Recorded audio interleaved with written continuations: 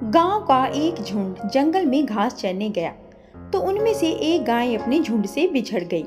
शाम होने को आई। उसने देखा कि एक बाघ दबे पांव उसकी तरफ बढ़ा चला आ रहा है। अपनी जान बचाने हेतु वह भागने लगी और भागते भागते राह भटक गई। बाघ अभी भी उसका पीछा कर रहा था और उनके बीच की दूरी कम से कमतर होती जा रही थी। दौड़ते दौड़ते गाय एक तालाब के पास जा पहुंची और बाघ से बचने के लिए उसमें घुस गई।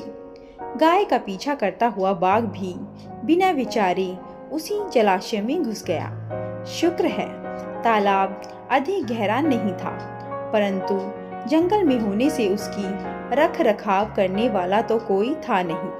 अंत वह कीचड़ से भरा हुआ था और गाय धीरे धीरे कीचड़ में धंसने लगी।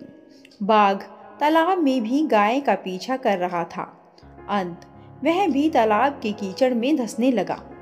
गाय के एकदम पास पहुंच जाने पर भी वह कीचड़ से हुई फिसलन के कारण गाय को दबोचने में सफल नहीं हो पा रहा था।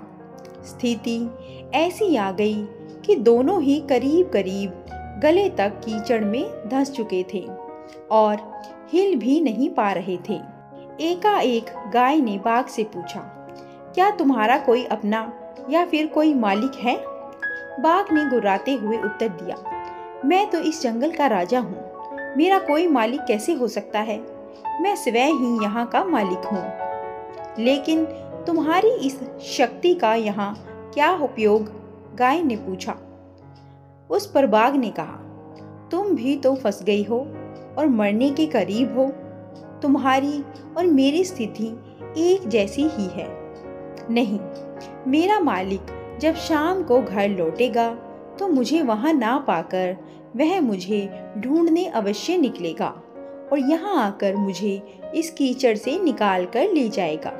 गाय ने विश्वासपूर्वक उत्तर दिया और फिर पूछा, तुम्हें ढूंढने कौन आएगा?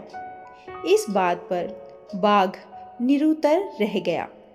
थोड़ी देर में सच में ही गाय का मालिक उसे ढूंढता हुआ उस जलाशय तक आन पहुंचा और उसे कीचड़ से निकाल ले गया।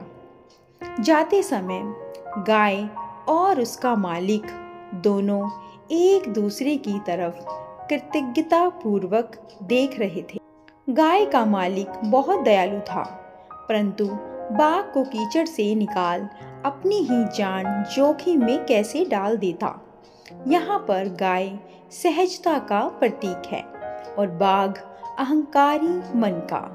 गाय को विश्वास था कि उसका मालिक आकर उसे बचाएगा, परंतु अहंकारी बाघ स्वयं को ही सर्वश्रेष्ठ, सबसे शक्तिशाली मानता था और इसी घमंड में उसका अंत हो गया।